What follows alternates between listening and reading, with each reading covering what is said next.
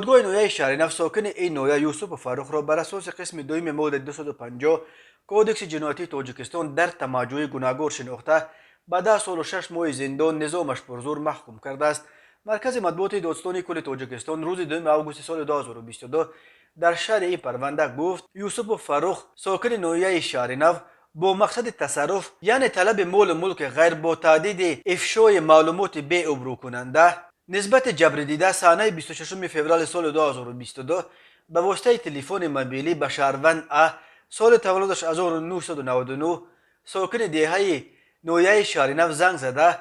از نام برده به مبلغ 500 سومانی با تهدید عکس‌های بی ابرو کننده او را افشا نمودن طلب نموده است. بعداً خود همان روز ساعت 11:00 مبلغ پولی 500 سومانی را به یوسف در داخل بیمارخانه مرکز نویه شهر نو داده است که نام برده مبلغ پولی 500 سومانی را گرفته به سمت نامعلوم غیب شده است. تفصیلات دیگر این پرونده آورده نشده است. داستان شخصیت جبر دیده را نیز آشکار کرده است، ولی اداره پایگاه خبری بامداد تصمیم گرفت که به دلیل‌های اخلاقی از آوردن نام و سراغه این جوانزن خودداری کند.